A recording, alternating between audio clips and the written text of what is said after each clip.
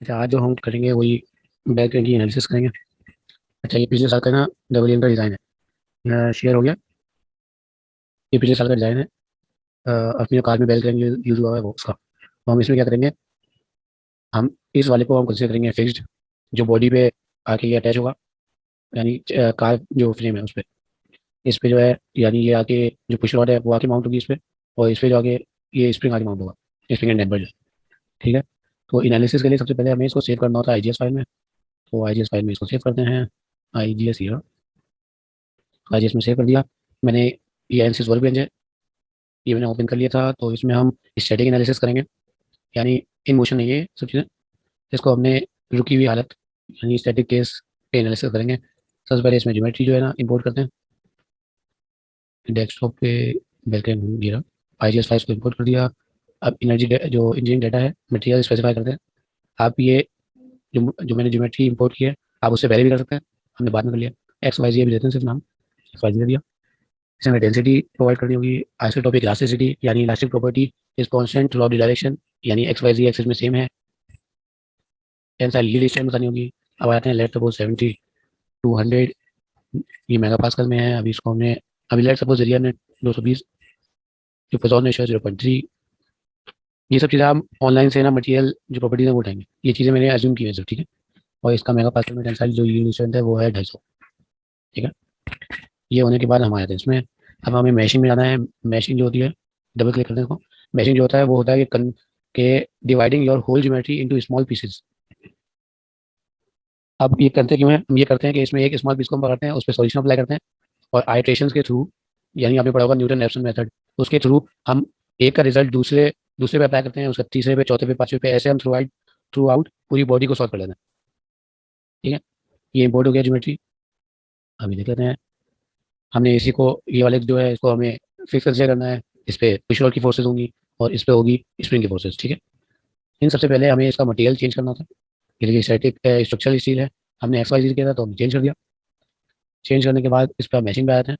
अगर हमारी ज्योमेट्री बहुत सिंपल है, यानी इसमें कोई होल्स नहीं है सब, तो हम फेस मैचिंग करते हैं ये। और अगर ज़रा कॉम्प्लिकेटेड हो तो अभी हम जिसका करेंगे वो करेंगे। सबसे पहले हमने एक डिफॉल्ट मैच जनरेट करके देख लिया। अब ये देखें आप, कितना जो इसका मैशिंग साइज है वो कितना बड़ा है। तो उसको हमें छोटा करना होता है। इसमें लेट सपोज अभी हम 1 मिलीमीटर करके देखते हैं और इसको अपडेट किया।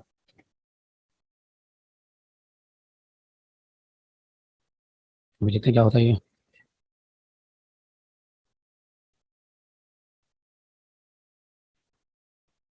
अच्छा देखें, हमने जो चेंज की थी मैच साइज, आप देखें कितने छोटे छोटे हैं, काफ़ी फाइन हो गए हैं। इतना काफ़ी है अभी। ये डिपेंड करता है कि आपकी जो कंप्यूटर की जो प्रोसेसिंग पावर है, जीपीयू कितने हैं, कौन सा कोर है। तो जितना अच्छा कंप्यूटर होगा उतना फाइन मैचिंग हो सकती है और उतना ज़्यादा टाइम लेता है। अच्छा, आप कंडीशन अप्लाई करते हैं। ये वाला फिक्स था तो इसको हम फिक्स कैसे करते हैं। करने के लिए सबसे पहले हमने ज़रा सही एंगल पे ले लिया कि हमें शो हो जाए। सेलेक्ट करते हैं, कंट्रोल दबाकर सारी जो जो सर्फेसेज हैं उनको सेलेक्ट कर लिया और यहाँ अप्लाई कर दिया। ठीक है। अप्लाई करने के बाद अब नीचे वाली फोर्सेज हैं, नीचे वाले पे फोर्स अप्लाई करनी है। अब यहाँ फोर्स अप्लाई किया, ये हम इसको सेलेक्ट किया, सर्फेसेज को कंट्रोल दबा के सेलेक्ट किया। सॉरी, ये रहा। उसको अप्लाई कर दिया। हमें वेक्टर नहीं, हमें कॉम्पोनेंट चाहिए एक्स वाई एक्सिस में। अब एक्स एक्सिस क्या है, मैंने थीटा बोला था कि जो फोर्स लग रही है वो 60 डिग्री पे लग रही है। तो हॉरिजॉन्टल कॉम्पोनेंट क्या होगा, कुछ रॉड का जो मैग्नीट्यूड है 1864 मल्टीप्लाई बाय कॉस ऑफ 60, तो आ रहा है 932, वो अप्लाई कर दिया।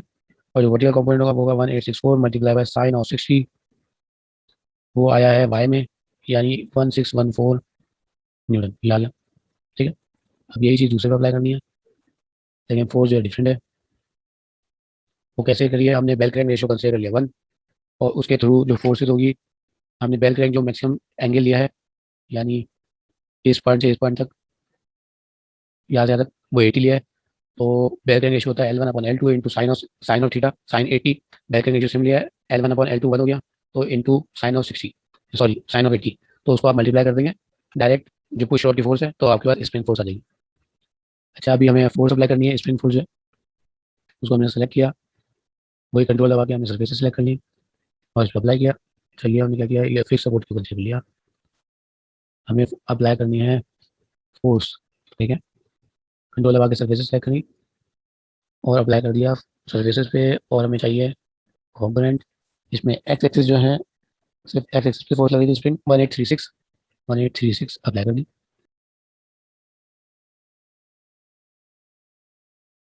ये हमारी सारी चीज़ें फोर्स सब अप्लाई हो गया, यानी फोर्सेज हो गई और फिक्स सपोर्ट भी हो गया। अब आ जाए सॉल्यूशन पे। हमें क्या क्या चाहिए, टोटल डिफॉर्मेशन चाहिए, टोटल स्ट्रेन ले लें और इक्विवेलेंट स्ट्रेसेस आ जाए। ये करने के बाद हमने सॉल्व पे क्लिक कर दिया, इवेंचुअली सॉल्व हो जाएगा।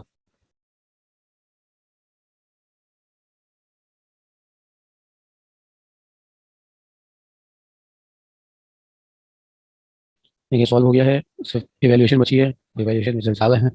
अब देखते हैं टोटल डिफॉर्मेशन क्या आ रही है। इसको सबसे पहले शो वाई डिफॉर्म, इसको स्मूथ ले देते हैं, यानी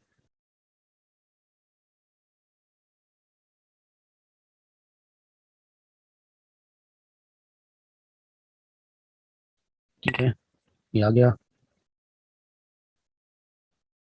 अब देखें, इसको हम करते हैं 10 सेकंड में 40 फ्रेम के साथ, इसको ज़रा एनिमेट करके देखते हैं।